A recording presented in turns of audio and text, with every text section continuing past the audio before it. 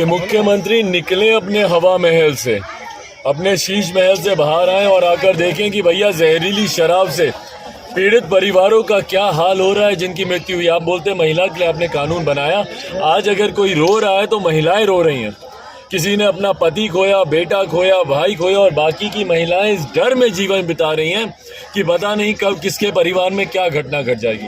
इस न्यूज के प्रायोजक हैं। खाना हो बढ़िया स्वादिष्ट खाना तो कहीं और क्यों जाना, chopstick family restaurant, NH 31, Dnyaneshwari market, opposite Amardeep cinema, Begusarai.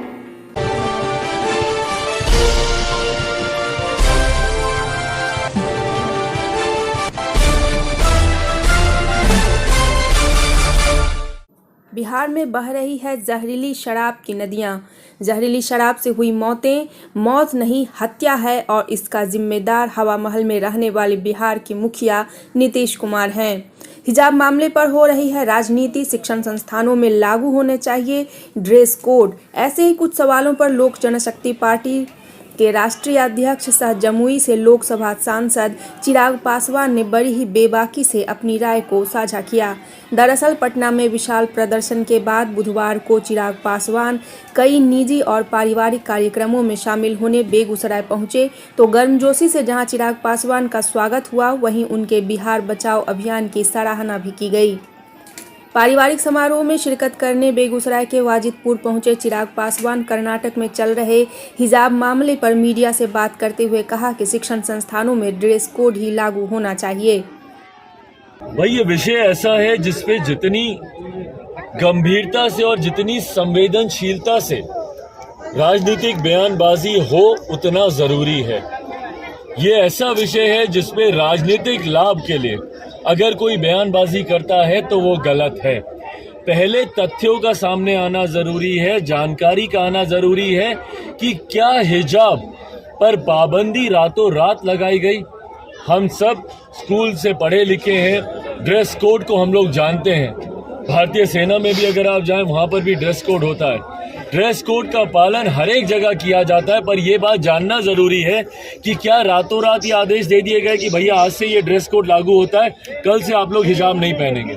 क्योंकि ड्रेस कोड अमूमन किसी यूनिवर्सिटी में, किसी इंस्टीट्यूशन में या किसी इंस्टीट्यूट में पहले से ही निर्धारित होता है और उसके हिसाब से छात्र या उस संगठन से जुड़ने वाले लोग पहले ही निर्णय ले सकते हैं कि क्या वो उस ड्रेस कोड से कंफर्टेबल हैं कि नहीं। अगर वो कंफर्टेबल नहीं है तो वो उस इंस्टीट्यूट में नहीं जाएंगे, किसी और जगह चले जाएंगे।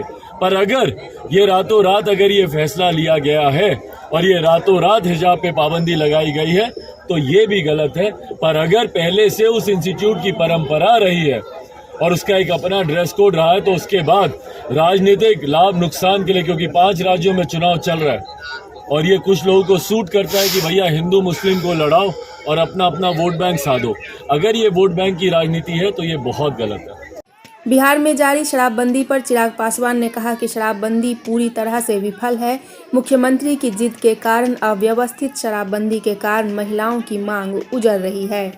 कि मुख्यमंत्री निकले अपने हवा महल से, अपने शीश महल से बाहर आए और आकर देखें कि भैया जहरीली शराब से पीड़ित परिवारों का क्या हाल हो रहा है, जिनकी मृत्यु हुई। आप बोलते हैं महिला के लिए आपने कानून बनाया, आज अगर कोई रो रहा है तो महिलाएं रो रही हैं।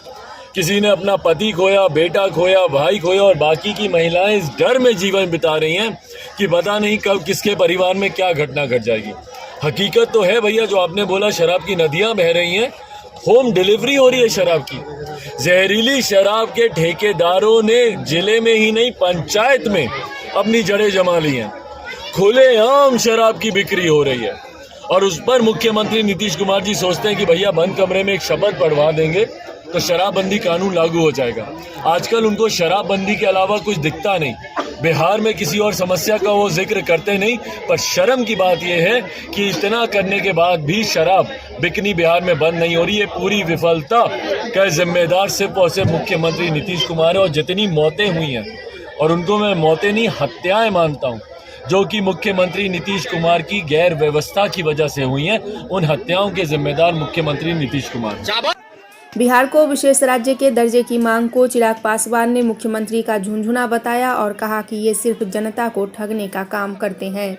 जब तक मुख्यमंत्री नीतीश कुमार हैं, एक भी रुपया जो बिहार में आएगा वो मुख्यमंत्री नीतीश कुमार जी के भ्रष्ट अधिकारियों की जेब में जाएगा। उस पैसे से जनता का कोई भला होने वाला नहीं है। भाई, मुख्यमंत्री नीतीश कुमार को आज विशेष राज्य के दर्जे की याद आती है। इन्होंने पिछले 3 साल में 2 चुनाव भारतीय जनता पार्टी के साथ मिलकर लड़े, तब आपको विशेष राज्य के दर्जे की मांग क्यों नहीं दिमाग में आई? 2019 से पहले आपने क्यों नहीं पूछा कि अगर आप बिहार को विशेष राज्य का दर्जा नहीं देंगे तो हम आपके साथ मिलकर चुनाव नहीं लड़ेंगे? 2020 के चुनाव में क्यों नहीं मुख्यमंत्री नीतीश कुमार ने बोला कि अगर आप विशेष राज्य का दर्जा नहीं देंगे तो हम आपके साथ मिलकर चुनाव नहीं लड़ेंगे? जब आप महागठबंधन छोड़कर रातों रात जब आप एनडीए गठबंधन का हिस्सा बने थे तो उस वक्त आपने शर्त क्यों नहीं रखी थी कि भैया विशेष राज्य का आप दर्जा नहीं देंगे तो हम महागठबंधन छोड़कर एनडीए में नहीं आएंगे? झुनझुना विशेष राज्य के दर्जे को इन्होंने झुनझुना बना के रखा हुआ है। ये सोचते हैं कि बिहार की जनता को ये झुनझुना दिखाएंगे और बिहार की जनता हमको अपना वोट देती रहेगी। भैया, कब तक?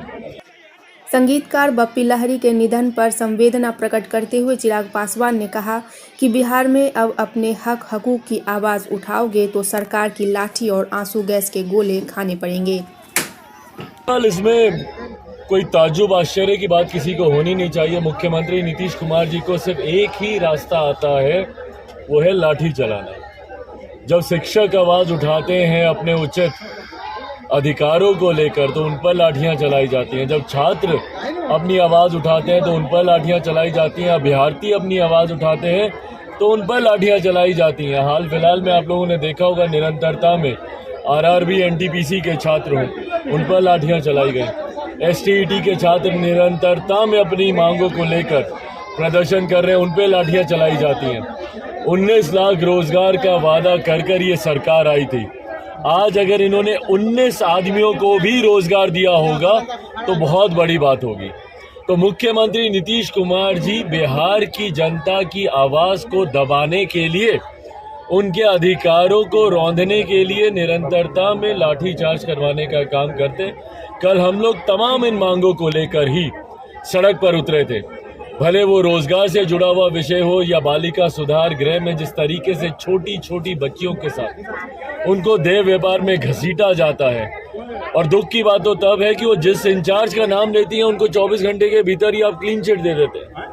तो इन तमाम मांगों को लेकर अनुसूचित जाति जनजाति पर जिस तरीके से पिछले कुछ महीनों में अपराध की घटनाएं बढ़ी हैं, अगर आज की तारीख में अगर आप आंकड़े देखें तो लगभग 60-65% अनुसूचित जाति वर्ग से आने वाले लोगों की हत्या, अपहरण, उनके परिवार की बच्चियों का बलात्कार, ऐसी दुर्भाग्यपूर्ण शर्मनाक घटनाएं हाल फिलहाल के दिनों में उसमें बढ़ोतरी हुई है। और ये होना स्वाभाविक भी था, क्योंकि हमारे मुख्यमंत्री ने चुनाव से पहले वादा किया था।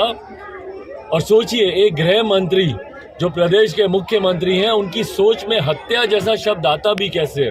पर उन्होंने वादा किया था कि अगर किसी दलित परिवार में हत्या होगी तो उसके आश्रितों को सरकारी नौकरी दी जाएगी, जिसके परिणाम स्वरूप हत्याएं तो खूब हुई, पर किसी भी एक भी दलित अनुसूचित जाति परिवार में किसी को इन्होंने सरकारी रोजगार देने का इन्होंने काम नहीं किया। रोजगार देना तो दूर, हमारे बच्चों को अंबेडकर छात्रावास से निकाल कर इन्होंने बाहर सड़क में फेंक कर उनका जीवन, उनका भविष्य अधर में लटकाने का काम किया। तो तमाम इन बातों को लेकर, बढ़ते अपराध, घटते रोजगार के अवसर, इन तमाम बातों को लेकर हम लोगों ने कल राजभवन मार्च किया था, जिसमें यकीनन मुख्यमंत्री जी के आदेशानुसार हम लोग के ऊपर आंसू गैस के गोले, हम लोगों के ऊपर वाटर कैनन से पानी का प्रभाव, साथ ही में लाठी, साथ ही में हम लोग की गिरफ्तारी भी हम लोगों को की गई। खाना हो बढ़िया स्वादिष्ट खाना तो कहीं और क्यों जाना? Chopstick family restaurant, NH 31, Dnyaneshwari market, opposite Amardeep cinema, Begusarai. आधुनिक साज सज्जा, सीटिंग अरेंजमेंट और लजीज वेज और नॉन वेज व्यंजनों, mocktail drinks, soup, T, coffee की व्यवस्था। बाहर से आए शेफों द्वारा स्वाद की गुणवत्ता पर विशेष ध्यान। इंडियन, चाइनीज और तंदूर के सभी वेज और नॉन वेज व्यंजन। Birthday party, anniversary party, family celebration, family get together के लिए फ्री बैंकेट हॉल। एक बार अवश्य पधारें।